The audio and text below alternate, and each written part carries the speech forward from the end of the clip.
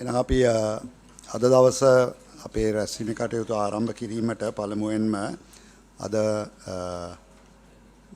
ගිණුම්කාරක සභාව නියෝජනය කරන පාර්ලිමේන්තු මන්ත්‍රීවරුන් මන්ත්‍රීවරියන් එන අවසරයි. ඒ වගේම අපේ විගණකාධිපති තුමිය ඇතුළු විගණකාධිපති දෙපාර්තමේන්තුවේ නියෝජිත මහත්ම මහත්මීන් අපේ උපදේශක මායදුන්න මහතා ඒ වගේම අපේ පාර්ලිමේන්තු කෝප් කමිටුවේ සිල්ම නිලධාරීවරුන් අද පළාත් රාජ්‍ය පරිපාලන අමාත්‍යාංශයේ ලේකම්තුමා තමයි ඇවිල්ලා නැහැ. ලේකම්තුමාගේ ප්‍රධාන පළාත් පාලන සහ පළාත් සභා අමාත්‍යාංශ සියලුම නිලධාරීවරුන් මධ්‍යම පළාත් සභාවේ සියලුම නිලධාරීවරුන් භාණ්ඩාගාරය නියෝජනය කරන සියලුම නිලධාරීවරුන් ඒ වගේම Zoom තාක්ෂණය ඔස්සේ රැඳී සිටින public finance department එකේ ඒ වගේම මධ්‍යම පළාත් සභාවේ නියෝජනය කරන නිලධාරීන් සියලු දෙනාගෙන් මුදල් කොමිසමේ නිලධාරීන්ගෙන් ඒ වගේම පැමිණී සිටින නිලධාරීන්ගෙන් අවසරයි. අද අපේ වැඩ කටයුතු ආරම්භ කිරීමට කලින් අපි සුපුරුදු පරිදි දෙන නිවේදනයක් තියෙනවා. මෙම රැස්වීමේ කටයුතු POTV channel 91 ඔස්සේ විකාශනය කිරීමට නියමිත බැවින් ජාතික ආරක්ෂාවට තර්ජනයක් විය හැකි හෝ රාජතාන්ත්‍රික රහස් හෝ ඒ හා සමාන වෙනත් සංවේදී කරුණු ප්‍රසිද්ධියේ ප්‍රකාශ කිරීමෙන් වළකින ලෙසත් එවැනි කරුණක් සඳහන් කිරීමට අවශ්‍යතාවයක් තිබේ නම් ඒ පිළිබඳව මා දැනුවත් කරන ලෙසත් නිලධාරීන් හට කාරුණිකව දැනුම් දෙනවා. අපි කරුණු විශාල ප්‍රමාණයක් රාශියක් තියෙනවා අද දවස මේක සම්පූර්ණ කරන්න නම් ඒ නිසා නිලධාරීන්ගෙන් ඉල්ලා සිටිනවා මේ ප්‍රශ්න විගණකාධිපතිතුමිය ඉදිරිපත් කරනකොට ඒ කරුණු මත ඔබගේ උත්තරය දෙන්න වෙනත් පැහැදිලි කිරීම අවශ්‍ය නම් අපි ඒ ගැන අහන්නම් හැකිතරම් කෙටියෙන් ඒ උත්තර ටික ලබා දෙන්න කියලා ඉල්ලා සිටිනවා. මම දැන් වැඩසටහන ආරම්භ කිරීමට විගණකාධිපතිතුමියට බාර දෙන්න කලින් මම කැමැති සියලු දෙනාගේම හැඳින්වීමක් කරන්න පටන් ගන්න මේ පළාත් අමාත්‍යාංශයෙන්.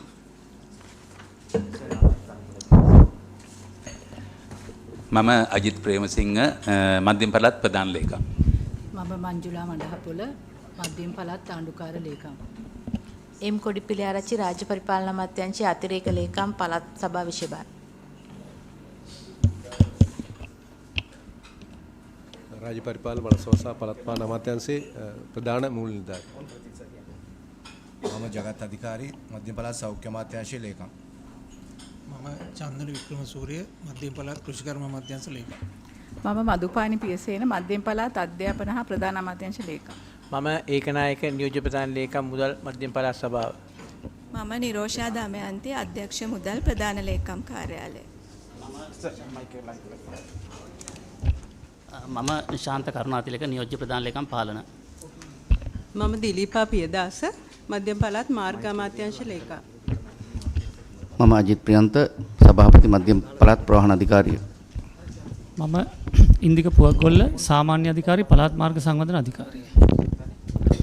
චරිතා ඉලංගකෝන් මධ්‍යම පළාත් කර්මාන්ත අමාත්‍යාංශයේ ලේකම්. මම නිහාල් චන්සිරි සභාපති පළාත් මාර්ග සංගঠন අධිකාරිය. මම සිසිර තෙන්නකෝන් මධ්‍යම පළාත් ප්‍රවාහන සේවා අධිකාරිය සාමාන්‍ය අධිකාරී.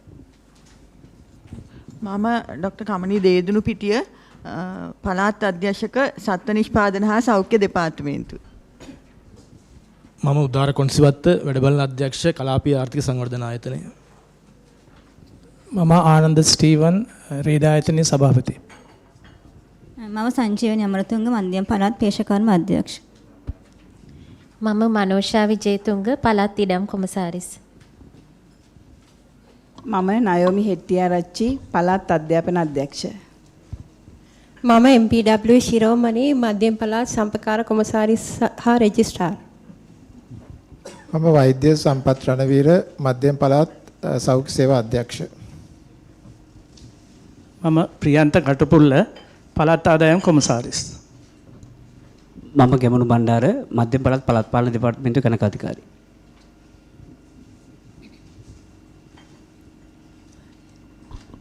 මම AB හඳුන්පතිරණ මුදල් කමිෂන් සභාව.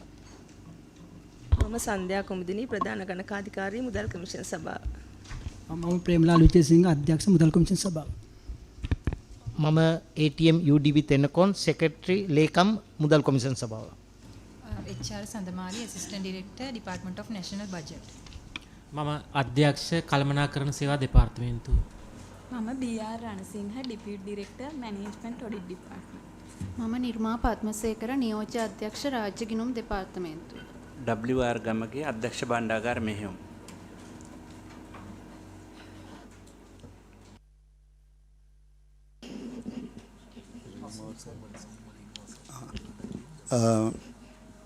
Zoom තාක්ෂණය ඔස්සේ ඉන්න අයට හැඳින්වීමක් කරන්න පුළුවන් නම් මධ්‍යම පළාත් සභාවේ. මම ඉන්ද්‍රජිත් විජේකෝන් නියෝජ්‍ය ප්‍රධාන ලේකම් ඉංජිනේරු සේවා. මම චමිලා අමරකෝන් නියෝජ්‍ය ප්‍රධාන ලේකම් පිරිසක්. මධ්‍යම පළාත් සභාවේ.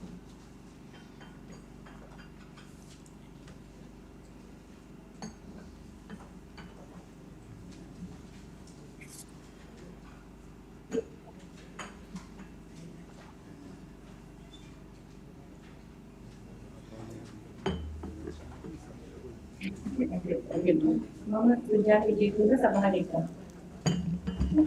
නියෝජ්‍ය ප්‍රධාන ලේකම් සරසවි.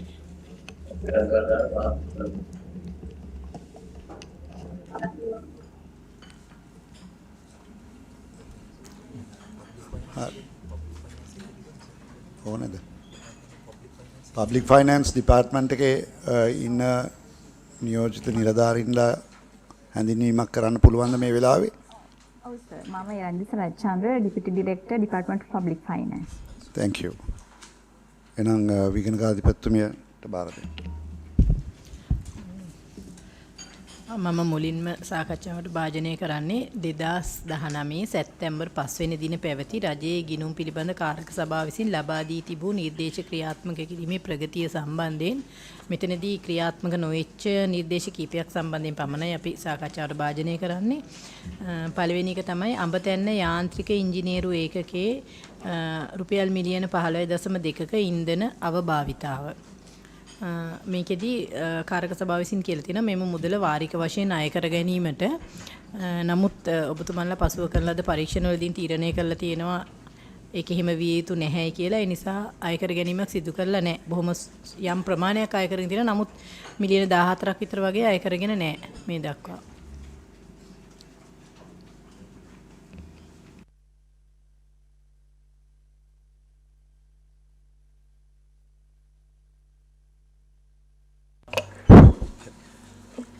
ගරු සභාපතිතුමනි මේ අපේ මාර්ග අමාත්‍යාංශ ලේකම්තුමී සහ මේ මාර්ග සංවර්ධන අධිකාරී සභාපතිතුමත් සමාජිකතුමත් ඉන්නවා. මෙතන අපිට මිලියන 15යි ගාණක් 5.2ක් තිබුණා අය කරන්න. ඒකෙදී මේ මධ්‍යම පළාත් සභාවෙන් අපිට දීලා තිබුණා ගිණුම් කාර්ක සභා තීරණ වගේක්. ඒ තීරණ අනුව පරීක්ෂණ පැවැත්වෙමින් තමයි පැවතියේ. ඒකට ඒ අතරතුර තමයි පාර්ලිමේන්තු ගිණුම් කාර්ක සභාවෙනොත් මේක අය කරන්න කියලා මේ නියෝගය ලබා දීලා තියෙන්නේ. ඒකට ඒ කාලේ 2019 20 කාලේ අපි වාර්තාව එවලා තියෙනවා. ඒ සම්පූර්ණ වාර්තාව. ඒ වාර්තාව සඳහන් කරලා තියෙන්නේ යන පරීක්ෂණ ටික ඒ විදිහටම සිද්ධ කරලා ඒ පිළිබඳව පරීක්ෂණ වල තීරණ අනුව කටයුතු කරන්න දැනුම් දෙනවා කියන එක. මේ තුල පරීක්ෂණ මෙතන තියෙනවා අයිතමයන් 7ක්. ඒ අයිතමයන් 7 යටතේ තමයි මිලියන 15.2 අය කරන්න තියෙන්නේ. එතනින් අයිතමයන් 5කට මුර 104 පරීක්ෂණ ක්‍රියාත්මක වීම පැවතියා. ඒ පැවති මුර 104 පරීක්ෂණ වලින් දෙකක් අතන අලාභයක් සිද්ධ වෙලා නැහැයි කියලා වාර්තා කරලා තියෙනවා. ඒ වගේම පරීක්ෂණ 3කින් අය කළ යුතුයි කියලා ඒ ප්‍රමාණයන් අය කරගෙන තියෙනවා. ඊට අමතරව දෙකක් මේ පළාත් ගිණුම් කාර්ක සභාවෙදිම පිළිගෙන තියෙනවා මේක කියන්නේ මේ අය කිරීම අවශ්‍ය නැහැ කියන වගේ තැනකට තීරණයක් දීලා තියෙනවා. ඒතර මේ අනුව තමයි අපි ඉදිරියට කටයුතු කරලා තියෙන්නේ. ඒතර අර කිව්වත් වගේ මිලියන 15න් 13.5යි 7ක ප්‍රමාණයක් ඒ වගේම මිලියන නෙවෙයි ලක්ෂ 7,82,000ක ප්‍රමාණයක් අලාභයක් නැහැ කියන වාර්තාවත් එක්ක තමයි ඉස්සරහට කටයුතු කරලා තියෙන්නේ. ඒ වගේම 1,38,366ක්, ඒ වගේම 96,545ක් සහ 80,931ක් මේකේ ඊට වැඩි ගාණක් හඳුනාගෙන තිබුණා. ඒ ප්‍රමාණයන් අය කරගෙන තියෙනවා. 3,37,732ක ප්‍රමාණයක් සහ 3,520ක ප්‍රමාණයක් මේ කමිටු තීරණ අනුවම අය නොකරනවා කියන තැනට කටයුතු කරලා තියෙනවා. ලේකම්තුමා මේකේ මූලික ප්‍රශ්නේ තිබුණේ මම හිතන්නේ මේකේ උපදේශ දීලා තිබුණාම මුදල් අය කරගන්න කියලා. මේකේ ප්‍රධානම ප්‍රශ්නේ මේ පරීක්ෂණ කිරීම සඳහා සෑහෙන කාලයක් ගිහිල්ලා තියෙනවා. කියන්නේ අවුරුදු ගණනාවක්. සාමාන්‍යයෙන් මේ විගණනයක් කරලා ඒකට නිර්දේශ කරාම පරීක්ෂණ කරන්න කියලා. දැන් ඊට පස්සේ අවුරුදු ගණනාවකට පස්සුව දැන් ඔබතුමා කිව්වේ 7කින් 5ක විතර මේක වරදක් සිදු වෙලා නැහැ. ඒකේ එහෙම පාඩුවක් වෙලා නැහැ කියන එකනේ. දෙකක ගරු සභාපතිතුමනි. දෙකක. ඒ දෙකක සමහර විට ඒතොර මුදා මේ තෙල් ඉන්ධන භාවිතා කිරීම. ඒකේ ෆුවල් කන්සම්ප්ෂන් එක මතනේ ඔයාලා එහෙම ගොඩක් දුරට එක පැත්තකින් ඒ සමහර ඒවා වල ඒ වගේ ප්‍රශ්න. හැබැයි අවුරුදු ගානකට පස්සේ කරන පරීක්ෂණවල ඒක වළංගුද නැද්ද කියන ප්‍රශ්නේ එනවා. ඒතොර මම හිතනවා ගැටලුව තියෙන්නේ එතන මේ ඔබතුමාන්ලා මේ ක්‍රියාමාර්ග ගැනීමේ ප්‍රමාදයෙන් සෑහෙන පාඩුවක් ආයතනයට සිද්ධ වෙන්න පුළුවන්. ඉතින් මෙතනදී ඒක එක ප්‍රශ්නයක්. දැන් එතකොට දැනට ඔබතුමන්ලාගේ මේ අනුව තව මුදල් ආපහු ලබා ගැනීමට තියෙනවා මේකේ. අර තීරණ දැන් 104 පරීක්ෂණ පහෙන් දෙකකම කියනවනේ අලාභයක් සිද්ධ වෙලා නැහැ කියලා. එතකොට ඒ අනුව තමයි ඉදිරි කටයුතු සිද්ධ වෙලා තියෙන්නේ. ඒතර අර අනිත් ටිකේ අය විය යුතු ටික අය වෙන්න ඕනේ කියලා හිටන් නිර්දේශ දීලා තියෙන 104 පරීක්ෂණ තුනේ අය කරලා තියෙනවා. එතකොට අනිත් දෙක මේ අය කරන්න කියන්නේ මේක ඉදිරි කටයුතු කරන්න අවශ්‍ය නැහැ කියලා තියෙන්නේ. ඒ අනුව තමයි කටයුතු කරලා තියෙන්නේ. ඒතකොට ඒ පිළිබඳව තමයි අපි මේ වාර්තා කරලා තියෙන්නේ ගරු සභාපතිතුමනි. ඇත්ත වශයෙන්ම මේකේ මේ ප්‍රශ්නේ ඇති වෙලා තියෙන්නේ ඉන්ධන මේ බැලන්ස් කරනකොට ඇති වෙච්ච කාලෙත් මේ ඕගොල්ලෝ නැවත පරීක්ෂණයක් කරලා කොච්චර ගානද ඉන්ධන බැලන්ස් කරනකොට අවුරුදු 10ක් ඒ වගේ ලොකු කාලපරාසයක් ගිහිල්ලා තියෙනවා. එහෙම වෙනකොට පස්සේ ඉන්ධන බැලන්ස් කරනකොට එන ගාන බලපුවාම අර කරින් කිව්ව ගානටම වෙන්නේ නැහැ නේද? හුඟක් මේ කාලය පහු වෙච්ච නිසා තමයි ඒ ගාන ඇත්තටම වෙලා තියෙන්නේ. ඒ කියන්නේ මාර්ග සංවර්ධන අධිකාරිය පිහිටවන්නත් කලින් ඉඳලා තමයි මේ කටයුත්ත සිද්ධ වෙලා කියලා කියන එක මේ විගණනයෙන් පෙන්ලා දීලා තිබුණේ. ඒක පෙන්ලා දෙන්නේ 2007 දක්වා 2008 දී තමයි අපිට පෙන්ලා දෙන්නේ. එතකොට ඒ අනුව තමයි මේක දිගින් දිගටම ගිහිල්ලා මේ පළාත් ගිණුම් කාර්ය සභාවල අවස්ථා ගණනාවක් සාකච්ඡාවට බඳුන්වලා තියෙනවා. ඊට පස්සේ මේ පාර්ලිමේන්තු ගිණුම් කාර්ය සභාවේදී 2019 අර මේ වගේ තීරණයක් දෙන්නේ. හැබැයි එතෙන්දී මම ඇත්තටම අපිට තොරතුරක් හොයාගන්න නැහැ. මේ පරීක්ෂණ පවත්වමින් පැවතුනාද නැද්ද කියන එක පැහැදිලිව සඳහන් වුණාද කියන එක මේ අපේ ගොනුවල සඳහන් වෙන්නේ නැහැ ඒක. හැබැයි මේ නියෝගය දීලා තියෙන අර කිව්වත් වගේ පැහැදිලිවම අය කරලා වාර්තා කරන්න කියන එක තමයි. ඒකට හැබැයි අපි වාර්තා කරලා තියෙන්නේ අර මේකේ පරීක්ෂණ කටයුතු සිද්ධ කරනවා තව ඒ සිද්ධ කරලා ඉතා ඉක්මනින් වාර්තා කරනවා කියන තැනටයි වාර්තා කරලා තියෙන්නේ මේ ගිණුම් කාර්ය සභාවේ නියෝගයේ අනුව. එතනින් පස්සේ ඒ කටයුත්ත සිද්ධ කරලා තියෙනකොට ඒ කටයුත්ත ප්‍රතිඵලය තමයි මම ඉස්සර ගරු සභාවතුනි කිව්වේ. ඉතින් මේ ඒතර හැබැයි මේකේ ආපහු 2021 ඔඩිට් කෝරෙක් මේ විගණන විසුමක් අපිට ලැබෙනවා. ඒ විගණන විසුමෙත් තියෙනවා අර මිලියන 13 ගැන තියෙනවා. මිලියන 13 ගැන විගණන විසුමක් දැන් 2021 ඇවිල්ලා තියෙනවා. ඒක ඡේද බවටත් පත් වෙලා තියෙනවා. ඉතින් ඔය විදිහට තමයි අපි ඇත්තටම මේ කටයුත්ත ඉදිරියට අරගෙන ගිහලා තියෙන්නේ.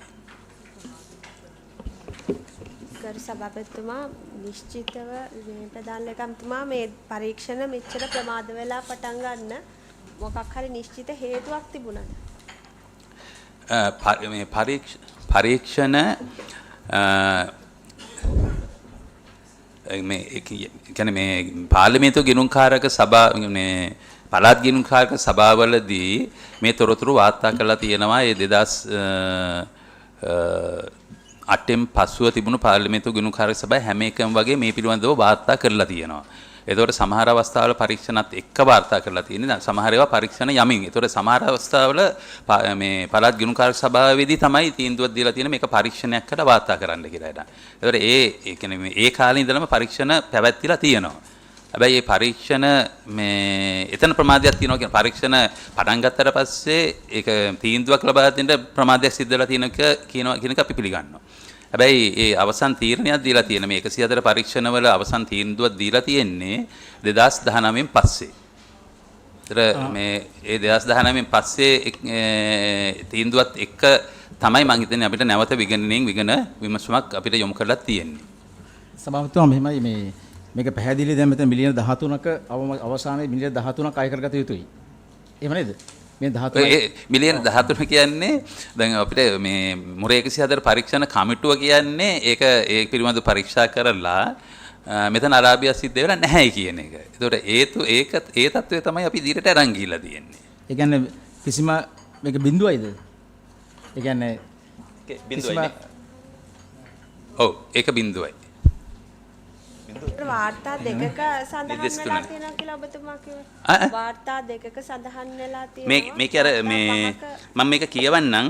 පළවෙනි එක තමයි ලොරි රථ ධාවනයේ ඉන්ධන ලීටරකින් ධාවන දුර ප්‍රමාණය සාවද්දේශ අඩුවෙන් දක්වා තුලනය කර ඉන්ධන වැඩිපුර ලබා ගැනීම කියන එක තමයි මිලියන 13ක් තියෙන්නේ. ඊළඟ එකේ තියෙනවා මේ 7,82,000ක්. ඒක ඉන්ධන දැවීම පිළිබඳ භෞතික පරීක්ෂාවේ දැනුණු ඉන්ධන තුලන්ට වැඩි අගයක් ඉඩ දීම කියන එක. ඊළඟට නිස්කාර ඉන්ධන වියදම් කියන එක 3,37,000 ගාණක් තියෙන මේ 732ක්. ඊළඟට ධාවන සටහන් අනුව ඉන්ධන ටැංකියේ ඉතිරිව ඇති ඉන්ධන ප්‍රමාණය නොසලකා ඉන්ධන ඇනවුම් කිරීම කියන එක 1,38,366ක්. ලොරි රථවල ඉන්ධන ටැංකියේ ධාරිතාව ඉක්මවා ඉන්ධන ඇනවුම් ලියා ගැනීම 96,545ක්. ඉන්ධන ලිරේකට තුලනය කිරීමට ඉඩ දී ඇති ඉන්ධන ප්‍රමාණයට අමතරව අයථාලේ ඉන්ධන ලබා ගැනීම 87,931ක්. ඉන්ධන පිරුවහන් වලින් ඉන්ධන ලබා ගැනීමේදී ස්ථානීය පරීක්ෂාවෙන් ඉන්ධන අතිරික්තය කියන එක 3,520ක්. එතකොට ඒකෙන් මේ පළවෙනි එක 13,000 ගාන සහ 7,82,000 ගාන තමයි අලාභයක් නැහැ කියලා අපිට 104 පරීක්ෂණ වාර්තාව ඉදිරිපත් වෙන්නේ. නිස්කාර ඉන්ධන වියදම කියන එක 3,37,000 ගාන තමයි අර ඊට කලින් මේ පාර්ලිමේන්ත මේ පළාත් සභා ගිණුම් කාර්ය සභාවකදී මේක දැඩි අවධානයක් ලක් කරලා මෙතන ඉදිරියේදී මෙහෙම වෙන්න එපා කියලා දැනුවත් කරලා තියෙන්නේ. ඊළඟට 4-5 කියන්නේ 1,38,360යි 96,545යි 87,931යි මේ ටික 104 පරීක්ෂණ වලින් නිර්දේශ කරලා තියෙනවා අය කරන්න කියලා. ඒ ටික අය කරලා තියෙනවා. ඊළඟට ඉන්ධන පිරිහන ඉන්ධන ලබා ගැනීම ස්ථානීය පරීක්ෂාවේදී ඉන්ධන අතිරික්තය 3,520 කියන එක ඒකත් විගණනීය පිළි අරගෙන තියෙනවා කියන එක තමයි අපිට මේ ඉදිරියට කටයුතු කරලා තියෙන්නේ ඒ අනුව.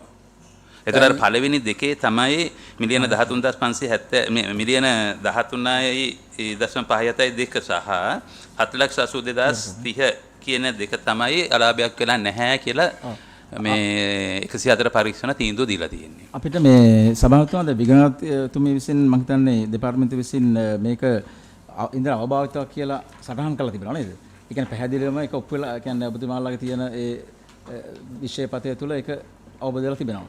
හැබැයි මෙතන මුරේ මේක අනුව වෙනස් වෙලා තිබෙනවා. එහෙම නැහැ කියලා තියෙනවා. මෙතන තියෙන පරස්පර ගැන සභාවතුමා අපි ඒක වෙලා තියෙන්නේ අපි ඔය මේ ප්‍රශ්නය අපි ওই ප්‍රශ්නේ මතුවෙච්ච කාලෙදී ඉන්ධන සසඳලා බලනකොට තියෙන විදිහට නෙමෙයි මේගොල්ලන්ගේ මුරේක කළා තියෙන අවුරුදු 14කට විතර පස්සේ. එතකොට ඒ වාහනයේ ඉන්ධන පරීක්ෂාව කරනකොට අවුරුදු 14කට පස්සේ පොඩි අඩු ගාණක් එන්නේ මුලදී බැලන්ස් කරන ගාණට වඩා ගොඩක් අඩු ගාණක් එන්නේ. ඒතකොට එහෙම බලපුවාම ඒ ගාණයි අර අපි ඒ දවස්වල වැඩ කරයි කියන ගාණයි අතර වෙනසක් නැහැ සමාන වෙනවා. ඒතකොට තමයි මුරේකෙන් තීරණය කරලා තියෙන්නේ මෙහෙම අවභාවිතයක් වෙලා නැහැ කියලා. නමුත් අපි කියන්නේ ඒ අවස්ථාවේදී අවභාවිතයක් වෙලා තියෙනවා කියන්නේ. පරීක්ෂණයේ වෙලාවේ කළා නෑ පරීක්ෂණය.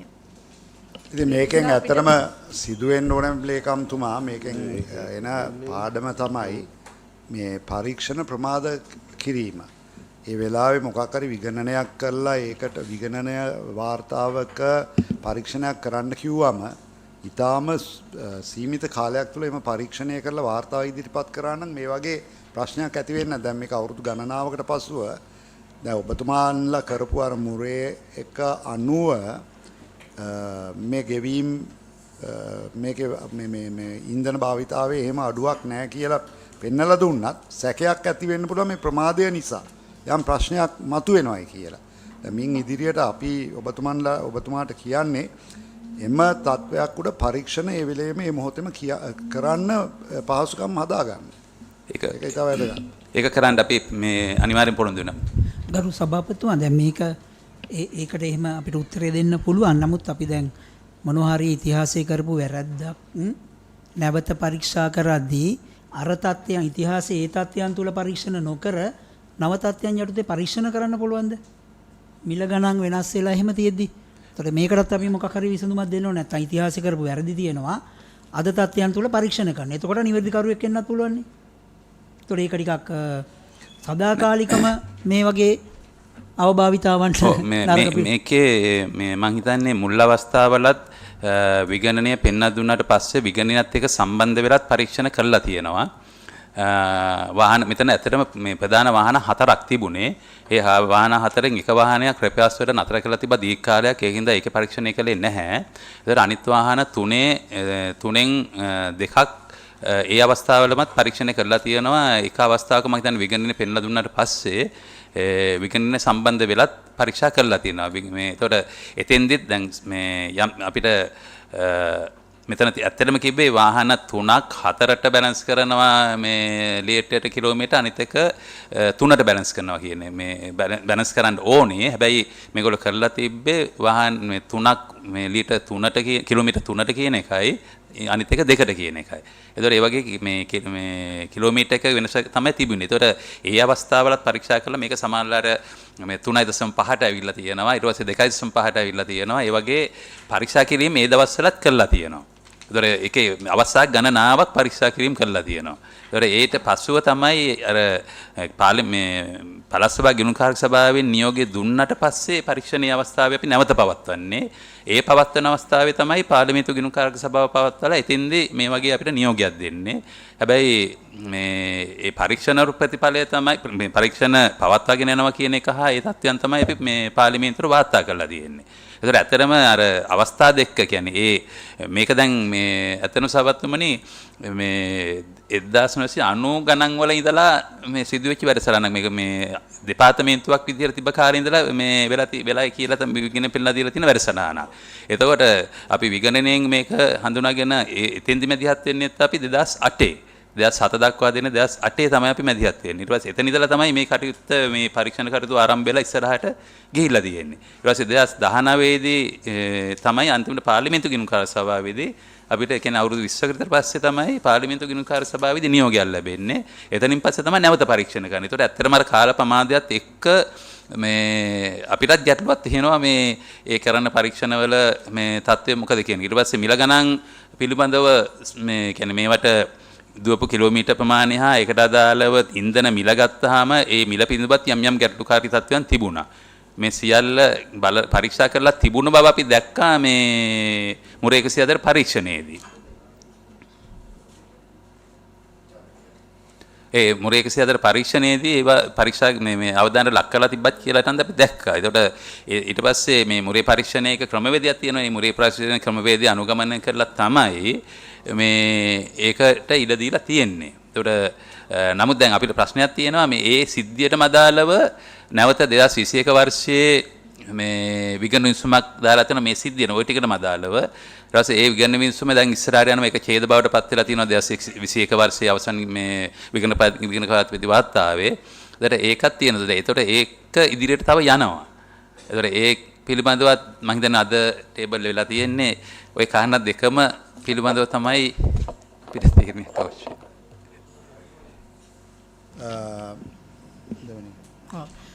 ඊළඟට තියෙන දෙවෙනි කරුණ මධ්‍යම පළාත් මගී ප්‍රවාහන අධිකාරියේ ලිපිගොනු විනාශ කිරීම සම්බන්ධයෙන් මේ සම්බන්ධයෙන් නියමයන් ගොඩක් ලබා දීලා තියෙනවා. එකක් තමයි ජනාධිපතිතුමාගේ නියමයේ පරිදි ලබා දුන් නියෝග සහ අධිකරණ නියෝග ක්‍රියාත්මක කිරීමට අධ්‍යක්ෂක මණ්ඩලය අපොහොසත් වී තියෙනවා. නිසා මේ ප්‍රශ්නය නිසා දැනටමත් නඩු තුනකුත් තියෙනවා. මේ සම්බන්ධයෙන් එතන ගරු සභාපතිතුමනි මේ ලිපිගොනු විනාශ කිරීම සම්බන්ධව පරීක්ෂණ කටයුතු වෙලා තියෙන මේ අවස්ථාවල එතකොට ඒ සිද්ධියත් එක්ක සභාපතිවරයා අධිකාරී සභාපතිවරයා විසින් අදාළ පුජ්‍යලයාගේ වැඩතහනම් කිරීමක් කරලා තියෙනවා. එතකොට ඒ වැඩතහනම් කිරීමට අදාළව නඩු පැවරීමක් මේ නඩුවක් ගොනු කරලා තියෙනවා අදාළ පුජ්‍යලයා විසින්. එතකොට ඒක මේ අපිට මේ 2025 වර්ෂයේ තමයි අන්තිමට මේ නඩු තීන්දුව හම්බුනේ. ඒ අතරතුර මේකේ මේ විවිධ තත්ත්වයන් මේ සිද්ධ වුණා මේක ඇතුලේ. හැබැයි ඒ නඩු තීන්දුව එන්න කලින් ඒකට නඩු තීන්දුව එන්න කලින් නඩුව දාලා තිබ්බේ සභාපතිතුමා වැඩතහනම් කිරීමේ ලිපිය නිකුත් කිරීම බලරහිතයි කියන එක. ඒ අනුව අධ්‍යක්ෂ මණ්ඩලය තමයි ඒකට බලය තියෙන කියන එකත් එක්ක තමයි මේ පුජ්‍යල දාපු නඩුව ක්‍රියාත්මක වුණේ. පසුව මේ පිළිබඳ පරීක්ෂණයක් කෙරිලා ඒ පරීක්ෂණයේ අතුරු වාර්තාව නිකුත් වෙන අතරතුර නිකුත් වෙනකොට එතෙන්දී මේ පුජ්‍යල ඇත්තරම මේ සාමාන්‍යකාරයවරේ විදිහට ලිපිගොනු විනාශ කිරීම ක්‍රමවේදයේ යම් අඩුපාඩු තියෙන එකක් හින්දා තමයි වෙලා තියෙන්නේ. එහෙම නැතුව මේ කියන්නේ අත්‍යවශ්‍ය එහෙම නැත්නම් මේ පවත්වාගත ලිපිගොනු මේ උපක්‍රමශීලීව විනාශ කරා කියන එක නෙවෙයි. ඒ වගේ අදහසක් තමයි තිබුණේ. මේ නිසා මෙයා නැවත සේවයේ පිහිටවන්න පුළුවන්ද කියන එක අධ්‍යක්ෂ මණ්ඩල සාකච්ඡා කරන අවස්ථාව වෙන විට ඒකට විරුද්ධව එතන නිලධාරියෙක් නඩුවක් යොමු කරා මේ අතුරු තහනම් නියෝගයක් දෙන්න කියලා මෙයාට මේ තනතුරට නැවත පත් කරන්න එපයි කියන එක. ඒක තමයි සිද්ධ වුනේ. ඊට පස්සේ ඒ අනුව ඉස්සරහට මේක ගියා. ඒතකොට දැන් එක පැත්තෙන් එයා දාපු නඩුව තියෙනවා. අනිත් පැත්තෙන් මෙයාට දාන්න එපා කියලා තියෙන නඩුව තියෙනවා. ඒතර ඒ අතරතුර තමයි ජනතුමාගෙන් ලියුමක් එන්නේ මේ වගේ නැවත සේවයේ පිහිටුම් පිළිබඳව සලකා බලන්න කියලා. ඒතකොට ඒ සම්බන්ධව නැවත නඩුවක් යොමු කරනවා. මේ නැවත සේවයේ පිහිටුවයි කියන එකත් එක්ක. ඒතකොට එතන නඩු දෙකක් තියෙනවා. ඊට අමතරව මේක තව ඉස්සරහට යනකොට මේ පුජ්‍යලයට මේ විධිමත් විනය පරීක්ෂණයක් පවත්වලා නිකුත් කරනවා විනය නියෝගයක්. ඒ විනය නියෝගයේ තියෙන සේවයෙන් පහ කරන්න කියලා. ඒ තීරණයත් එක්ක මේ අධ්‍යක්ෂ මණ්ඩලයට මේක යොමු වෙනකොට අධ්‍යක්ෂ මණ්ඩලය මේක බෙදුණු තැනක ඉන්න බෙදුණු තීන්දුවක ඉන්නේ. ඒකට පැහැදිලිව තීරණයක් ගන්න නැහැ. ඒ අතරතුර අර කලින් නඩු දෙකක් තියද්දි මේක ඇයි මෙහෙම නඩු දෙකක් දාලා තියෙන්නේ මෙයා නැවත සේවයේ පිහිටවන්න එපා කියලා. ඒ දෙකත් එක්ක යදි නැවත මෙහෙම තීරණයක් ගන්න උත්සාහ කරන්නේ නැහැ කියන එක පිළිබඳව තව නඩුවක් දාලා තියෙනවා. ඒතර දැන් නඩු තුනක් තියෙනවා මේකේ නැවත සේවයේ පිහිටවන්න එපා කියන තැනට. ඒ අතරතුර අර මෙයා කියන්නේ අදාළ පුජ්‍යලයා දාපු නඩුව ඒකේ තීන්දුව අපිට ලැබෙනවා. ඒ පත්ති කියන්නේ යාගේ වැඩතහනම් කිරීමේ ලිපිය බඩරහිත කරලා. මොකද ඒක සභාපතිතුමා තමයි නිකුත් කරලා තියෙන. නමුත් බලය තියෙන්නේ අධ්‍යක්ෂ මණ්ඩලයට කියලා. ඒතර ඒ අනුව තමයි දැන් ඒ පුජ්‍යලයා ඉල්ලීම් කරලා තියෙනවා නැවත සේවයේ පිහිටවන්න කියන එක. ඒතර විධිමත් විනය පරීක්ෂණයේදී සේවය පහ කරන්න කියලා තියෙනවා. ඒ අතරතුර තව නඩු 3ක් අධිකරණයේ ක්‍රියාත්මක වෙනවා. දැන් මේ තත්ත්වය තුළ අපි මේ අධ්‍යක්ෂ මණ්ඩලය මේකේ පත්තිම් බලධාරී අධ්‍යක්ෂ මණ්ඩලය තාම තීරණයක් අරගෙන නැහැ. මේ පුජ්‍යලයා නැවත සේවයේ පිහිටවනවද එහෙම නැත්නම් සේවයෙන් පහ කරනවද කියන කාරණේ පිළිබඳව. ලේකම්තුමා දැන් එකක් තමයි මේක පිළිබඳව අධිකරණයෙන් තීන්දුවක් තියෙනවා යම් නඩුවක් දාපු එකට යව බඳව ගන්න කියලා. මම නැවත සේවයේ පිහිටවන්න කියලා. මම හරිද? නෑ. නැවත සේවයේ පිහිටවන්න කියලා නෙවෙයි ගරු සභාපතිතුමනි තියෙන්නේ. අර වැඩතහනම් කරපු ලිපිය අවලං බලරහිත කරලා තමයි තියෙන්නේ. ඔව් ඉතින් බලරහිත කරුවම ඒ කියන්නේ එයාව අයින් කරපු එක වැරදිනේ. ඔව්. ඒතකොට ඒකෙන් පැහැදිලි එයාට ආපහු එයාගේ සේවයේ පිහිටවිය යුතුයි. ඔව්. ඒතකොට එතන ප්‍රශ්නේ තියෙන්නේ දැන් ඒක වැරදි නම් ඒ ලියුම නිකුත් කරේ සභාපතිවරයා නම් අධ්‍යක්ෂක මණ්ඩලය විසින් නෙවෙයි නම් ඒක වැරදි. එහෙනම් එයාව නාතර කරපු එක වැරදි ක්‍රමයකට කරලා තියෙනවා. ඒතකොට එයාට අයිතිය තියෙනවා රැකියාව ආපහු ගන්න. නැත්නම් එයාට මේ නැවත මේ ගෙවීම් ඔක්කොම ටික ඉල්ල ගන්න පුළුවන්. හරි. දෙක ජනාධිපතිවරයා විසිනුත් ලියුමක් එවලා තියෙනවා මේව බඳව ගන්න කියලා. හරිද? එතකොට දැනට නඩු පවරලා තියෙන ඒවා වල ඒවා ඉස්සරහට තීන්දුවක් ආවනම් ක්‍රියා කරන්න පුළුවන්. මේකේ දැන් නඩුවේ තීන්දුවක් ඇවිල්ලා තියෙනවනේ. මං හිතනවා යාව බඳවාගත යුතුයි. අධ්‍යක්ෂක මණ්ඩලය දෙකට බෙදිලා තීන්දුවක් ගන්න කියන තැන තිබුණාට ඒක ඔබතුමන්ට මැදිහත් වෙලා ඒව බඳවා ගැනීම මං හිතන්නේ සාධාරණයි. එතන ගරු සභාපතිතුමනි අපිට අර මුල් අවස්ථාවේ ඒකට මේ අධ්‍යක්ෂ මණ්ඩලයේ සාකච්ඡා කළා කියලත් උසාවියට අපහාස කරා කියලා අපේ අධ්‍යක්ෂ මණ්ඩලයේ හිටපු සමාජිකයින්ට නඩුවක් තිබුණා. ඒ කියන්නේ මේක සම්බන්ධව මේ සාකච්ඡාවට බඳුන් කරා කියලාත් උසාවියට අපහාස කරා කියලා. ඔව්. ඒතොර එහෙම එකක් තිබුණා. ඒ නිසා තමයි කියන්නේ හැබැයි ඒක අතුරුතහනම් නියෝගයකුත් දීලා තිබුණා. ඒතොර අපිට ඒ වෙලාවේ මුකුත්ම තීරණයක් ගන්න හැකියාව තිබුණේ නැහැ. හැබැයි පසුව ඒ අතුරුතහනමට මේ දීර්ඝ වශයෙන් ඉඩ දුන්නද කියන එක තමයි දැන් අපි විමසන්න කියලා කිව්වේ. ඒතොර අතුරුතහනන් නියෝගය ක්‍රියාත්මක අපිට මේ හරියටම තහවුරු වෙලා නැහැ. ඒක නීති අනුකූල කියලා නැහැ. හැබැයි අතුරුතහනන් නියෝගය ඉදිරියට පවත්වාගෙන කියලා නැහැයි කියන එක තමයි වාර්තා වෙලා තියෙන්නේ. ඒතොර ඒ පැත්තෙන් නඩු 3ක් තියෙනවා. අනිත් පැත්තෙන් මෙයා සේවයේ මේ විනය නියෝගය මත සේවයෙන් පහ කරන්න කියලා දීලා තියෙනවා. ඒතොර ඒ අනුව පැති කියන්නේ අධ්‍යක්ෂ මණ්ඩලයේ තීරණයක් ගන්න ඕනේ සේවයෙන් මේ කියන්නේ පහ කිරීම හෝ වෙනත් තීරණයක් කියන්නේ මේ විධිමත් විනය පරීක්ෂණයේ තීන්දුව මත ඉස්සරහට මේ ගන්න තීරණය මොකක්ද කියන එක අධ්‍යක්ෂ මණ්ඩලයේ තීරණයක් ගන්න ඕන කියන එක තමයි අපිත් ඉන්නේ. ඒතර සභාපතිතුමනි මට පේන්නේ දැන් එතුමා ලේකම්තුමා කියන විස්තරය අනුව දැන් විනය පරීක්ෂණයකින් මේ තැනත්ත වැරදකරු වෙලා තියෙනවනේ මේ කාරණා කටයුතු යන අතරතුරදී උසාවි නඩු කටයුතු ඔක්කොම යන අතරතුරදී දැන් නැවත අධ්‍යක්ෂ මණ්ඩලයේ මේ අවසේවයට බඳව ගන්නවද නැද්ද කියන එක සාකච්ඡා කිරීම කියන එක මැත්තටම විනය පරීක්ෂණයකින් වරදකරු වුණා නම් ඒකට අනුව ඒක ඉදිරි කටයුතු කරනවා මිසක් නැවත අධ්‍යක්ෂ මණ්ඩලයේ රැස් වෙලා තීන්දුව කරලා විනය පරීක්ෂණයකින් වරදකරුණු තැනැත්තෙක් සේවයට බඳව ගන්න පුළුවන් වෙයිද එකඟතාවයක් දෙන්න පුළුවන්ද අධ්‍යක්ෂ මණ්ඩලයට ලේකම්තුමා මොකද කියන්නේ ඒක ගැන?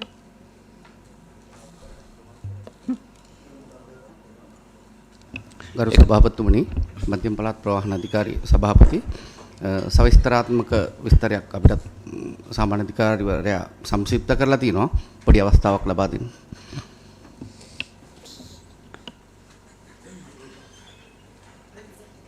සෝවතුමා මේකේ දැන් අපි කතා කරන තර්ක විතර්ක ඇතුලේ මම මේ අධිස්ථාව කමිටුවට යන්න තියෙන නිසා මම මතු කරලා යන්නේ මේකේ දැන් කොහොම හරි ගිනි මොකක් හරි සිද්ධියක් වුණානේ විනාශ වෙලා තියෙන ලිපිගොනු. හැබැයි මේක ඇතුලේ මධ්‍යම පළාත් මගී ප්‍රවාහන අධිකාරිය පැත්තෙන් ගත්තොත් මෑත කාලේ ඉතිහාසයේ වෙච්ච ඇතුලේ ආයතා ගනුදෙනු විශාල ප්‍රමාණයක් සිද්ධ වෙලා තියෙනවා. මා සතුවක් තියෙනවා ආයතා විදියට බලපත්‍ර නිකුත් කිරීම ඇතුලේ රූට් පර්මිට් 27ක් 30ක වගේ ප්‍රමාණයක් දීපුව සහ ඒ ෆයිල් වල සමහර ඒවා විනාශ වෙලා තියෙන්න පුළුවන්. දැන් අපි කතා කරන්නේ මේකේ මතු පිට තියෙන වෙන කතාවක්. හැබැයි යුක්තිය පැත්තෙන් සහ ඒකට අදාළ හඬ ඒකට අදාළ පරීක්ෂණ අවශ්‍ය වෙනවා. මම හිතන්නේ මේක අනිවාර්යෙන් ඒ කාල සීමාව ඇතුළේ වෙච්ච දේවල් සම්බන්ධයෙන් වෙනම පරීක්ෂණයක් FCID හරි ගිහිල්ලා මේක ඇත්ත මතු කර ගැනීමේ අවශ්‍යතාවයකුත් තියෙනවා. සභාපතිතුමනි ඇත්තටම මේ වෙනකොට ඒ අර කතා කරපු කාර්ය සම්බන්ධයෙන් නඩු මේ තහනම් නියෝග 3ක් ක්‍රියාත්මක වෙන නඩු 3ක් ඒක ඇත්තටම 5 වෙනි මාසේ 6 වෙනිදා කැඳෙව්වා. ඒකට අපිට දීලා තියෙන 7 වෙනි මාසේ 17 වෙනිදා මේ සඳහා කරුණු දක්වන්න කියලා. ඒ අනුව කටයුතු කරනවා. එතනදී තීන්දුවක් ආපුවාම අපි යනවා අධ්‍යක්ෂ මණ්ඩලය අනිවාර්යෙන් කටයුතු කරනවා. ගරු සභාපතිතුමනි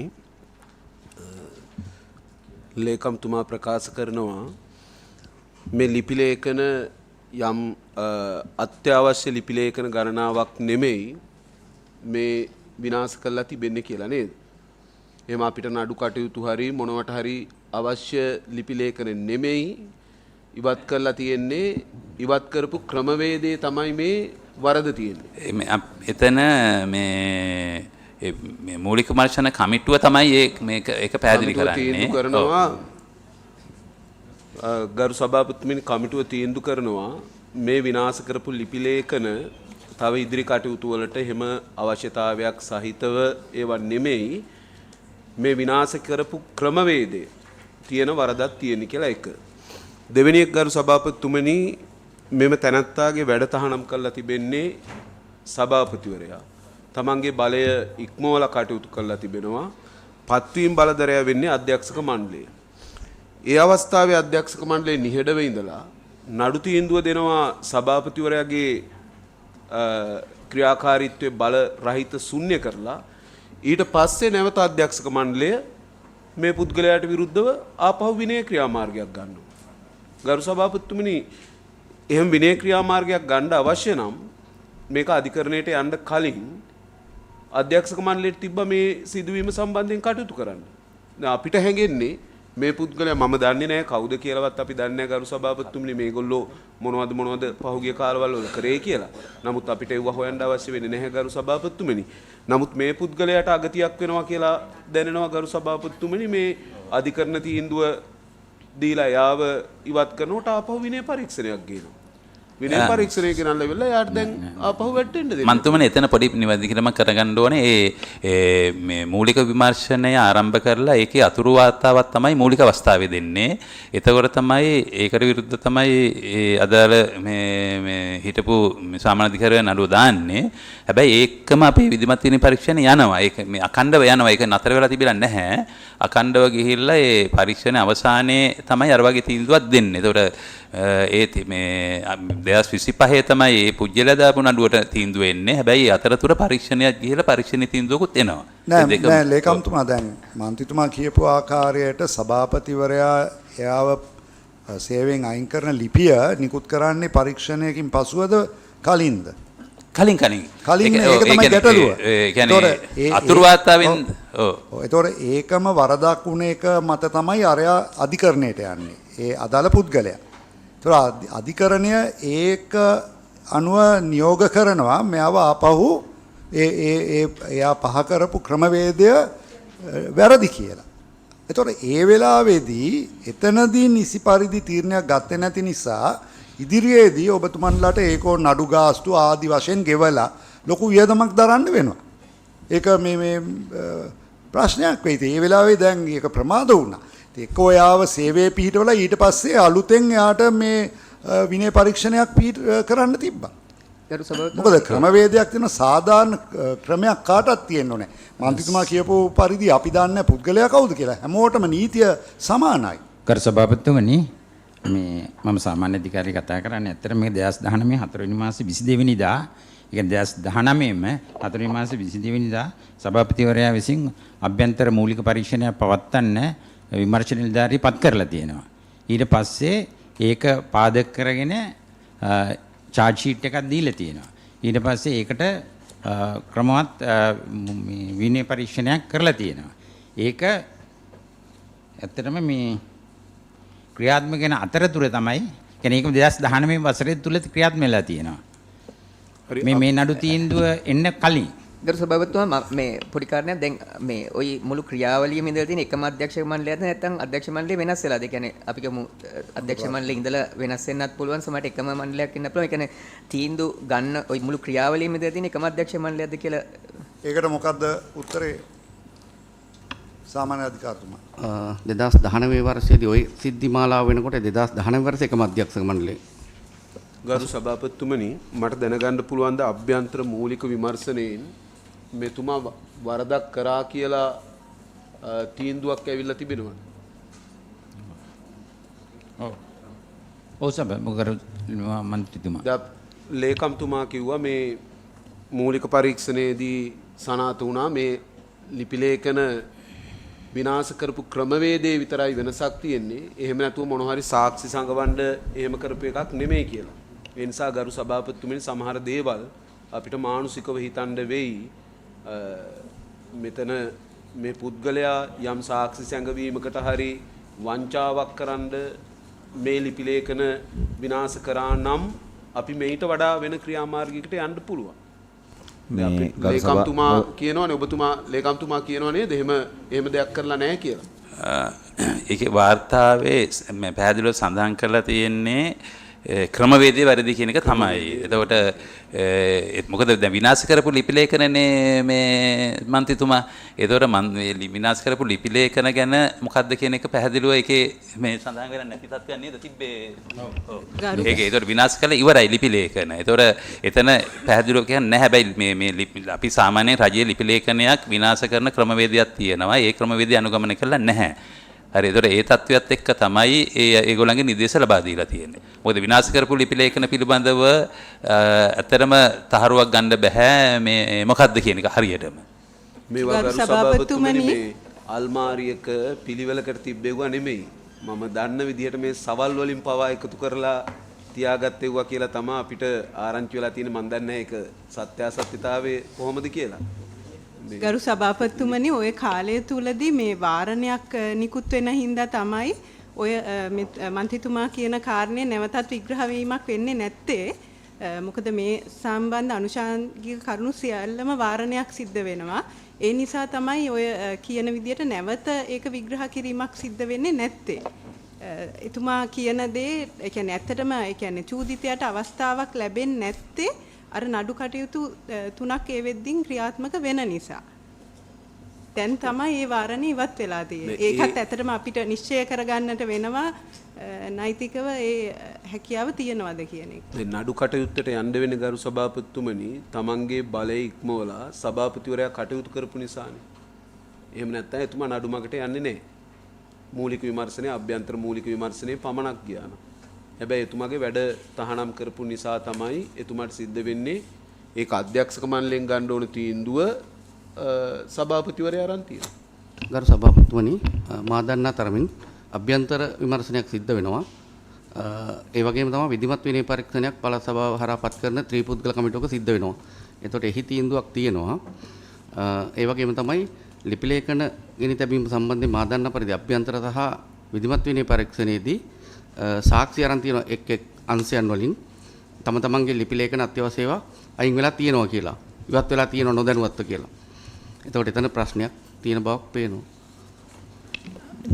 ගරු සභාපතිතුමනි මේ මම හිතන්නේ මෙහෙම කාරණයක් තියෙනවා දැන් විධිමත් විනය පරීක්ෂණයක් කරලා ආයතන තීන්දුවක් අරගෙන තියෙනවානේ. ඒතර ඒ තීන්දුව තමයි ක්‍රියාත්මක. ඒතර ඒ තීන්දුව නම් අභියෝගයට ලක් කරලා යාට පුළුවන් අධිකරණයට යන්න. ඒක තමයි අපි ගන්න ඕන තීන්දුව වෙන්නේ. ඒ කියන්නේ මූලික විමර්ශනයක් කරලා තියෙනවා විධිමත් විනය පරීක්ෂණයක් කරලා තියෙනවා. ඒකත් අභියෝගයට ලක් කරලා යාට අධිකරණයට යන්න පුළුවන්. නමුත් ආයතන ඇතුළේ ක්‍රියාපටිපාටි ඇතුලේ එයා නිවැරදි කරුවේද නැද්ද කියන එක තීරණය කරලා තියෙනවානේ. ඒතොර ඒක අපි සැලකිලි ලක් කරන්න අපි ඒක අභිභවා මෙතන තීන්දුවක් දුන්නොත් ඒක නිකන් නරක පූර්වාදර්ශයක් වෙයි කියලා මට හිතෙන්නේ. ජනාධිපති විමර්ශන කොමිසමක් තියලා ඒකෙනුත් තීන්දුවක් දීලා තිබ්බා එයාව ආපහු බඳවා ගන්න කියලා. ඒකත් ඔබතුමාලා දන්නවා ඇති. දැන් මෙතන සාමාන්‍ය අධිකාරීතුමා ඉදිරිපත් කරා විනය පරීක්ෂණයක් කරා කියලා. විනය පරීක්ෂණ කමිටුවක් පත් කරයි කියලා. හැබැයි සභාපතිවරයා ඒ විසින් ලියුමකුත් නිකුත් කරා. ප්‍රධාන ලේකම්තුමා අපට සතියක් ඇතුළ මෙහි සභාපතිවරයා එයව සේවයෙන් පහ කරන ලිපිය ඒ වගේම විනය පරීක්ෂණය කමිටුව පත් කිරීම ඒ කමිටුව පත් කරපු දිනේසා ඒ පත් කරපු සමාජිකයන් සහ විනය කමිටුවේ වාර්තාව සහ ඉන් පසුව ඒ සිද්ධ වෙච්ච හැම දෙයක්ම පිළිවෙලකට සකස් කරලා සතියක් ඇතුළත අපේ කමිටුවට යවන ලෙස නියෝග කරනවා. හොඳයි. ඊට පස්සේ අපි ඒක නැවත කතා කරමු. ඊළඟට තියෙන්නේ කාරක සභාවේදී සාකච්ඡාවට ලක් නොකර කරුණු සම්බන්ධයෙන් කාරක සභාව විසින් තීරණයක් අරගෙන තියෙනවා මේ සියලු කරුණු සම්බන්ධයෙන් වාර්තාවක් මාසයක් තුල කාරක සභාව වෙත ඉදිරිපත් කරන්න කියලා. මේ කරුණු වලින් නොවිසඳිච්ච කරුණු කිහිපයක් තියෙනවා.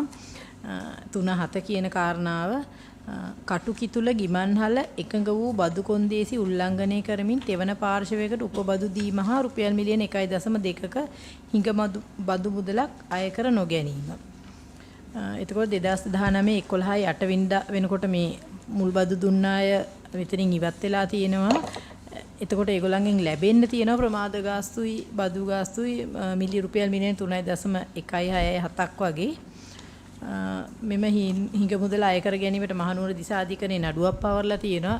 මේ තර්ඩ් පාර්ටි ඇග්‍රීමන්ට් එකකට ගිහිල්ලා ඒ වගේම ඒ මිනිස්සු ඉවත් වුණාට පස්සේ දැනටමත් තවත් තුන්වෙනි පාර්ශවයකට බදු දීලා තියෙනවා මේක කොන්දේසි උල්ලංඝනය කරමින්. මේක ගරු සභාපතිතුමනි අපේ කලාපීය ආර්ථික සංවර්ධන ආයතනය කියලා මේ ව්‍යවස්ථාපිත ආයතනයක් විදිහට ප්‍රඥප්තියකින් මේ පිළිලා තියෙන ආයතනයක්. ඒතර මේ ආයතනයේ පුළුවන් තරම් ආර්ථික කටයුතු සංවර්ධනය කරන්න තමයි මේ ආයතනය පිළිලා තියෙන්නේ. ඒ අනුව තමයි මාර්ග සංවර්ධන අධිකාරියට අයත් ඉඩමක් ඒගොල්ලන්ගේ එකඟතාවය මත ලබාගෙන ගිවිසුම්ගත වෙලා මේ ආයතනය විසින්ම යම්සි ව්‍යාපාර කටයුත්තක් කරනවා කියන තැනට මේ ඉඩමත් එක්ක ගිවිසුම්ගත වෙලා කටයුතු ආරම්භ කරලා තියෙනවා. හැබැයි මේ ආයතන මේ කටයුතු කරගෙන යන්න බැරි මේ වගේ තත්ත්වයක් එනකොට මේ ආයතනයේ අතුරුබදු දීමකට කටයුතු කරලා තියෙනවා. ඒතකොට ඒ අතුරුබදු දීලා ඒක මේ හැබැයි ඒකට ලිඛිත මේ ගිවිසුම සංශෝධනය කිරීමක් හෝ එහෙම නැත්නම් මේ RDA එකඟතාවය ලිඛිතව ලබා ගැනීමක් කරලා නැහැ. හැබැයි මේ දක්වා මේ කටයුත්ත කරගෙන ගියාට RDA එකේ විරෝධතාවයක් මේකට දක්වලත් නැහැ. මේ දෙගොල්ලන්ගේ එකඟතාවය තුළ මේ වැඩේ යනවා. හැබැයි ඒක වාචිකව විතරයි තියෙන්නේ.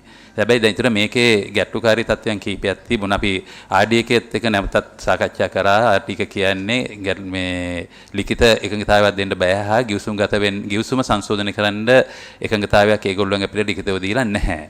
නමුත් මේ කටයුත්ත කරගෙන යන්න ඕන හින්දා අපේ මේක දිගින් දිගටම අවුරුදු 5න් 5ට ගිවිසුම්ගත වෙලා තියෙනවා තුන්වෙනි පාර්ශ්වයක් එක්ක. එනවා දැන් තුන්වෙනි පාර්ශ්වයකට දීලා මේක ව්‍යාපාර කටයුත්තක් විදිහට ඒගොල්ලෝ කරගෙන යනවා. එතකොට මේකේ අර කිව්වත් වගේ මුලින් හිගබදු මුදලක් තියෙනවා. ඒ හිගබදු මුදල අපි අය කරගන්න පුජ්‍යලා ගෙවලා නැහැ.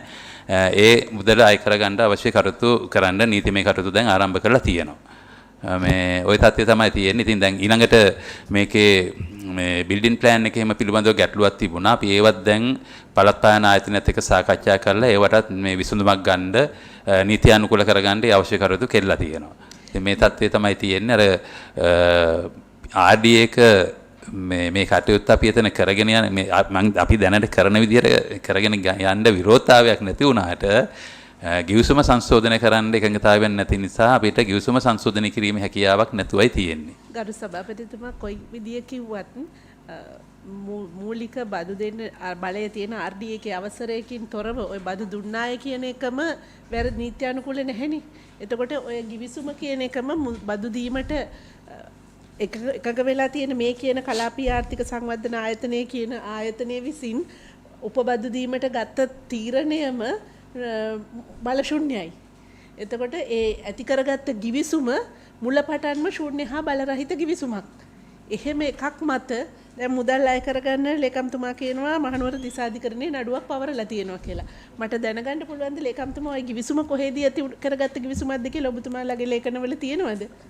උපබදු දීමට කලාපීය ආර්ථික සංවර්ධන ආයතනය සහ තුන්වෙනි පාර්ශවය අතර ඇති කරගත්ත ගිවිසුම. ඔව්. ඒක කොහෙදීද ගිවිසුම එළඹිලා තියෙන ස්ථානය? අපේ ස්ථානය පැහැදිලි කරන්න.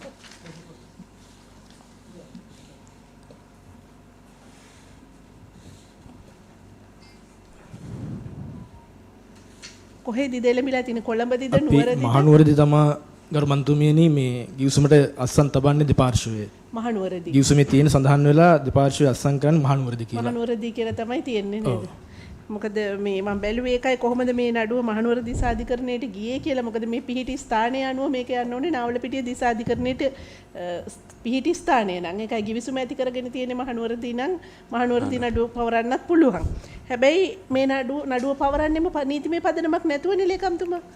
සභාපතිතුමනි කිසිම නීතිමය පදනමක් නැහැ. මේ නඩුවේ තීන්දුවක් අපි බලාගෙන ඉන්න නඩු පවරන්න යන ආයතනයට කලාපීය ආර්ථික සංවර්ධන ආයතනයට මේක බදු දීමට නීතිමය කිසිම බලයක් නැහැ. බල ශූන්‍ය ගිවිසුමක වගන්ති ක්‍රියාත්මක කරගන්න අධිකරණය තුලින් උත්සාහ දරුවට මං හිතන්නේ ඒකේ කවදාවත් සාර්ථකත්වයක් ලැබෙයි කියලා. يعني මේක සම්පූර්ණයෙන්ම රජයට පාඩුවක් සිද්ධ වෙලා තියෙනවා කියන එක අපිට මෙතන මේ දැම්ම උනත් තීරණයට එන්න පුළුවන්. ඉතා පැහැදිලි. ගරු සභාපතිතුමනි මෙතන ඉඩම RDA ඉඩමක්. නමුත් ගොඩනැගිලි ඉදි කරලා තියෙන්නේ පළාත් සභා ප්‍රාග්ධන අරමුදල් යටතේ 2012 දී. ඒ ගොඩනැගිලි ඉදි කිරීමේ මුදල පළාත් සභා අරමුදල් ඒ කාලෙදී. එතකොට මේ කාර්යය RDA එකත් එක්ක ගිවිසුම් ගත වුණාට පස්සේ ඒ කාලේ කාලාපයාර සංවර්ධන ආයතන විසින් මේ ක්‍රියාවලිය කරගෙන යන්න ක්‍රමවේදයක් වශයෙන් අතරම තුන්වෙනි පාර්ශවයකට මේක පවර්ලා තියෙනවා. පුවත්පත් දැන්වීමක් දාලා තමයි ඒ තුන්වෙනි පාර්ශවය තෝරගෙන තියෙන්නේ. අධ්‍යක්ෂ මණ්ඩලයේ තීරණයක් අනුව තමයි ඒ බදුකරුවාට මේක දීලා තියෙන්නේ. කලාපීය සංවර්ධනයේ ඍජුව ආයතන ඍජුව මේක කරගෙන යාමේ ගැටලුකාරී තත්වයක් මත විය හැකි තුන්වන පාර්ශවයට මේක මේ ක්‍රියාත්මක කිරීමේ ක්‍රමවේදයක් විදිහට ඉඩ දීලා තියෙන්නේ.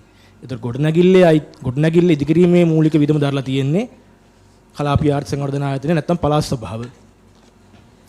එහෙනම් හරිනම් සිද්ධ වෙලා තියෙන්න ඕනේ දේ ඔබතුමන්ලා මේ ආර්ථික සංවර්ධන මේ කලාපීය ආර්ථික සංවර්ධන ආයතනය ගිවිසුමකට යනවා නම් මාර්ග සංවර්ධන අධිකාරියත් එක්ක එතනදී ඔයාලා ඉස්සර ගිවිසුමකට යන්න තිබ්බා. ඒක වුණාද? නෑ නේද? දැන් ඔයාලා ගොඩනැගිලි හැදුවානේ එතන RDA ඉඩමේ. එතකොට නීතිමය ගිවිසුමකට ගියාද? රාජ්‍ය ආයතන දෙකක් වුණාට පළාත් සභාවෙන් RDA එකත් එක්ක ගිවිසුමකට යන්න ඕනේ හරිනම්. RDA බව කියනවා සභාපතිතුමනි. හැබැයි ඒකේ අතුරුබදු හෝ උපබදු දීමට නෙමෙයි. ගිවිසුමක් තිබුණාද? ලිඛිත ගිවිසුමක් තියෙනවා. ඒකේ අතුරුබදු දීම පිළිබඳව කොන්දේසි මොකුත් ඇතුළත් වෙලා නැහැ. කොන්දේසියක් තියෙනවා RDA එකත් එක්ක අතුරුබදු දීම කරන්න බෑ කියලා. කරන්න බෑ. ඒතොර ඒක දැන ඔයාලා මේක දෙනවා. ඒක තමයි මන්ත්‍රීතුමිය කියන්නේ. ඒතොර උසාවියට ගියාම ඒකේ වළංගුභාවයක් නැති වෙනවා. ඒතොර ඒ වගකීම පැවරෙන්නේ ඔබතුමන්ලට.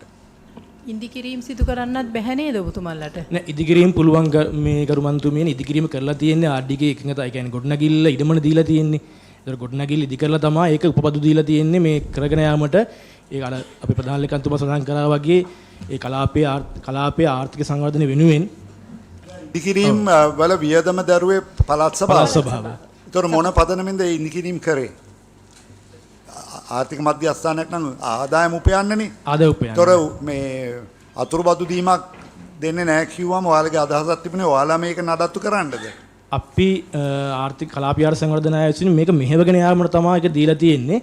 කලාපීය සංවර්ධන ආයතනයේ ඍජුව සේවකයෝ යොදලා කරන්න බැරි නිසා ඒ කාලේ 2012 සිද්ධියක් ගරු සභාපතිතුමනි ඒ කාලේ තුන්වන පාර්ශ්වයකට මේක ඉඩ දෙන්න ඇත්තේ මේක මේ ප්‍රායෝගිකව කරගෙන යන්න රේඩායක විදිහට කට්ටියක් යොදවන්න බැරි නිසා.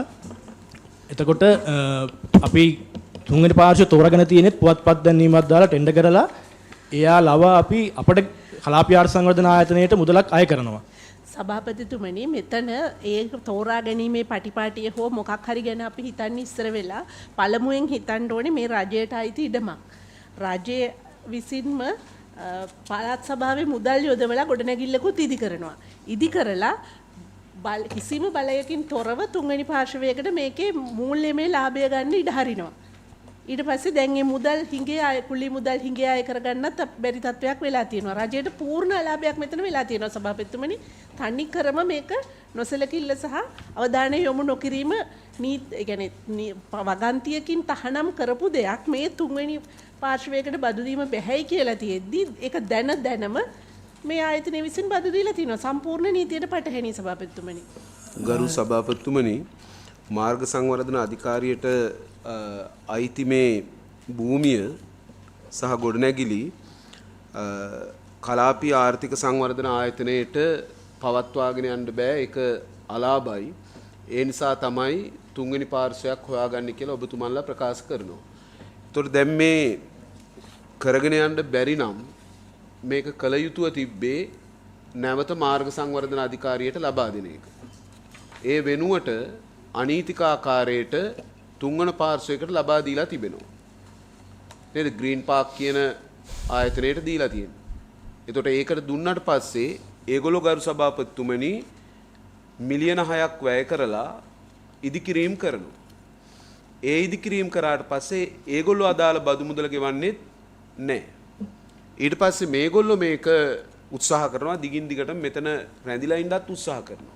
ඒ නිසා කල යුතුව තිබ්බේ අපේ මෙතුමන්ලා පෙන්වා දෙන විදිහට මේක කලාපීය ආර්ථික සංවර්ධන ආයතනයට පවත්වාගෙන යන්න බැරි නම් ගරු සභාපතිතුමනි ඒකේ නිල අයිතිකරුට හිමිකරුට ලබා දෙන්න තිබ්බා.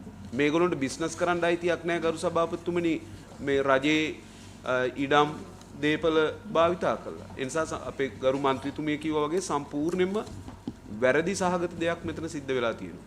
සභාපතිතුමනි මම රේදයකේ සභාපති අපිට දැන්ට මේක අලාභයක් වෙලා කියලා කියන අපි සෑම දෙයක්ම ගෙවලා තියෙන්නේ. දැන් මේ ග්‍රීන් පාක් කියන ආයතනත් එක්ක තමයි අපිට ප්‍රශ්නේ තියෙන්නේ. කොහොමත් අපිට මේක ලාභ ලබලා තියෙනවා ඊට පසුවත්. ඉතින් අපි මේක දෙන්න හේතුව ටූරිසම් සම්බන්ධයෙන් ඉන්වෙස්ට්මන්ට් සම්බන්ධයෙන් අපි ආර්ථික ඒජන්සිය වැඩ කරන හින්දා අපිට මේක ඩිරෙක්ට් වැඩ කරන්න බැරි හින්දා තමයි අපි මේක දීලා තියෙනවා. අපි පිළිගන්නවා ඒක අපි මේ වැරදි විදිහට බදු දීලා තියෙන කියලා ඒක අපි පිළිගන්න ඕනේ. හැබැයි දිගටම අපිට මේකේ ප්‍රොෆිට් එකක් හම්බ වෙන්නේ නැතුව නෑ. ප්‍රොෆිට් එකක් හම්බෙලා තියෙනවා. අධිකරණේ නඩුවක් දැම්මේ ඇයි? නඩුවක් දැම්මේ ඒ ග්‍රීන් පාර්ක් එකේ ඒ ආයතන අපිට සල්ලි ගෙවපු නැති හින්දා. ඒක තමයි දැන්ටත් මේ මාසෙත් එන මාසේ 26 නඩුව 6 වෙනි නඩුවාරේ තියෙනවා. මේ අපේ මන්ත්‍රීතුමේ කියපු ඉෂුව එක එළියට ඇවිල්ලා නැහැ ඇත්තටම. ඒ වගේ දෙයක් ඒගොල්ලන් දන්නේ නැහැ. හැබැයි අපි RD එකත් එක්ක සමග සුහදව මේක සාකච්ඡා කරලා මේ වැඩේ ඉස්සරහට ගෙනියන්න බලාපොරොත්තු අනාගත ඔබතුමන්ලා සුහදව කතා කරලා අධිකරණයට කොලේ වහන්න අධිකරණ ඔය කිවිසුම බලන්නේ නැතුව තීන්දුවක් දෙයි කියලා හිතාගෙනද? එහෙම නෙමෙයි මන්ත්‍රීතුමනි අපි මේක කරන්න අපි සුහදව බලාපොරොත්තු වෙන්නේ මේක ආර්ථික ඒජන්සි වශයෙන් මේකෙන් අපිට ලාභයක් ලබා ගන්න. අපි කොලේ වහලා කරන දෙයක් කරේ නැහැ.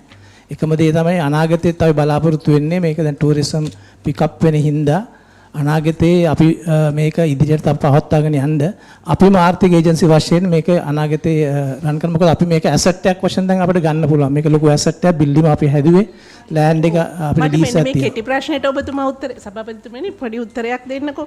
දැන් ඔය නඩුව පැවරීමේදී ඔබතුමන්ලා නඩුව පැවරීම සඳහා ඔය කලාපීය ආර්ථික සංවර්ධන ආයතනය සහ ඔය කියන තුන්වෙනි පාර්ශවයක ඇති කරගත්ත ගිවිසුම කරු අධිකරණයට ඉදිරිපත් කළාද? ඇමුණුමක් වශයෙන් එලේඛනේ ගරු මන්ත්‍රීතුමනි මේ සියලුම ලේඛන ඉදිරිපත් කළා තියෙන්නේ දැන් නඩුවාරේ එහෙමනම් ඉතින් අධිකරණය ඔක නොදකින්නේ 6.2 මේක සුහදව කොයි එක කරත් අධිකරණයට සුහද තීරණ බාර ගන්න බෑ අධිකරණ බලයක් නැතුව 6යි මේ දැන් නඩුවාර 7ක් නඩුවාර කීපයක් කොහේ ඇදගෙන යන්න පුළුවන් නඩුවාර 7ක් දැන්ට අහලා තියෙනවා මේ රජයේ මුදල් එක්ක කරන සෙල්ලම් නෙවෙයිනේ ගිවිසුම ඇතුළත් කරලා ඒක දිහා බලන්නේ නැතුව සුහද තීරණයකට යන්න හදනවා වර්තමානයේ කවුද ඉන්නේ කියලා දැනගන්න පුළුවන්ද අපිට?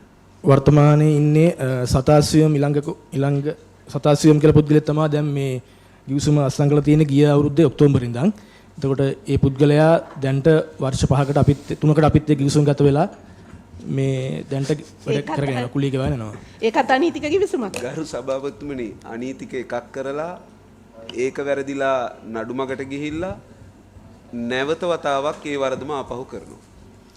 අපි මේ රාඩයකේ සභාපතිතුමා කිව්වා ඔයාලා ලාභයක් උපයනවා මේ ආයතනයෙන් කියලා මේ ස්ථානෙන්. අපි ඒක අගය කරනවා රජයේ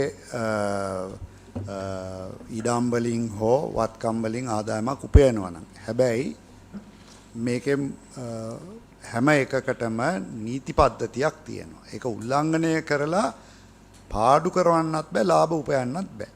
ඒ ක්‍රමය තියෙන්න ඕන. ඔබතුමන්ලා දන්නවා අපිට වඩා මොකද ඔයාලා රජයේ නිලධාරීන්. ඒ නිසා ප්‍රධාන ලේකම්තුමා මේ ගිවිසුම අත්සන් කරපු කාල පරිච්ඡේදයේ කවුරු හරි මේ ගිවිසුම නෙවෙයි මේක අතුරු බදු දීමේ ක්‍රියාමාර්ගයට යන්නේ කවුදයි ඒ ක්‍රියාමාර්ගේ තීන්දුව ගන්න කවුදයි කියන එක පරීක්ෂණයක් ඔබ කර යුතුයි. ඒක වැරදි තීරණ ගත්ත අයට අවශ්‍ය විනය පියවර ගන්න අවශ්‍ය නම් ගත යුතුයි. සහ රාඩයකේ සභාපතිතුමා කියන විදිහට ආදායම උපයනවා නම් වහාම RD එකත් එක්ක කතා කරලා මේක නිවැරදි කරන්න. මේකට අතුරුබදි දීමේ ගිවිසුමකට යෑමේ ක්‍රමවේදයක් සකස් කරගන්න. එහෙම නැත්නම් මේක තේරුමක් වෙන්නේ නැහැ. මොකද ඉස්සරහටත් මේ වගේ නඩු කීපයක් පැවරෙන්න ඉඩ තියෙනවා. ඒ ගැන වහාම ක්‍රියාමාර්ගයක් අරගෙන අපිට අපි ඔබතුමාට මාසයක් දෙන්නම්. ඒ වෙනකොට ඒකේ ගන්න පියවර කුමක්ද කියන එක අපිට වාර්තා කරන්න ලිඛිතව. ගරු සභාපතිතුමනි අතුරුබදු දැන් මෙතන ඉන්නේ රාජ්‍ය ආයතනවල තීරණ ගැනීමේ ක්‍රියාවලියේ නිරත වෙන නිලධාරීන්. ඒකට ඒ නිලධාරීනුත් කියනවා නම් අතුරුබදු දීපු ඉඩමේ අපි හැදුවා බිල්ඩින් එකක්.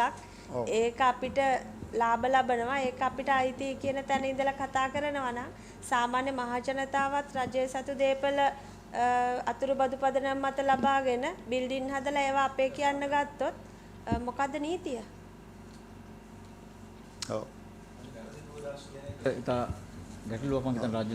ඔබතුමන්ලට ආර්ඩි එකත් එක්ක ඍජු බදු ගිවිසුමකට යන්න පුළුවන් වෙයිද? අපි ගරු සභාපතිතුමනි දැන්ට ඉල්ලීමක් කරා දැන් මේ සිද්ධිය අපි ඔබ පෙන්වලා දෙන කාරණා පිළිගත්තා. ඒ කියන්නේ මේ 2012 දී මේ ගිවිසුම උල්ලංඝනය කරලා තියෙන එක කියන එක අපි පිළිගන්නවා. ගරු සභාපතිතුමනි දැන්ට අපිට ඒක නියමානුකූල කරගන්න අපි දැන්ටමත් ආර්ඩි ගේ වත්කම් අංශයට ඉල්ලීමක් කරා. එක්ක මේ බදු කොන්දේ සංශෝධනය කරන්න නැත්නම් අවුරුදු 15ක් අපි මේක පවත්වා යන හින්දා මේ ඉඩම අපට පවර්ලා දෙන්න කියලා අපි ඉල්ලීමක් කරා දැන්ටමත් ගරු සභාපතිතුමනි. RD එකට. නෙවෙයි මම හිතන්නේ සභාපතිතුමා ඔක RDA මේ RDA එක අයිති ඉඩමක්. ඔක පවර්ලා දෙන්න කිව්වට කවදාවත් මං හිතන්නේ RDA එකේ ඉඩමක්. මොකද ඔක මම පුද්ගලිකව ස්ථානීය දන්නවා. ඔතන පාර පුළුල් කිරීමක් හරි දෙයක් වෙනවා නම් අනිවාර්යෙන් අවශ්‍ය වෙනවා. ඒ නිසා RDA එක පවරා දීමක් කරයි කියන එක මම හිතන්නේ නෑ. ඒ නිසා ඔක RDA එකම බාරගත්තොත් මිසක් එයාලට ඕන දවසක එයාලා නැවත ගන්න පොරොන්දුව පිට හරි දුන්නොත් මිසක් එහෙම නැතුව කවදාක හරි මාර්ගය පුළුල් කිරීමට අවශ්‍ය වුණොත් මං හිතන්නේ රජයේ වන්දි ගෙවීමට බැඳෙන විදිය කිවිසුමකට අපි එළඹෙන එක සුදුසුයි කියලා ඔය ස්ථානයේ. ඔබතුමාට ගන්න ක්‍රියාමාර්ගය මාසයකින් ඇතුළත් මාසෙ. කරන්න අපි ඒ පිළිබඳව සාකච්ඡා කරලා මේ අර ඔබතුමා කිව්ව විදිහට තියෙන තත්ත්වයක් එක්ක පිළිබඳව වාර්තාවක් ඉදිරිපත් කරන්න ගන්න සභාපතිතුමා.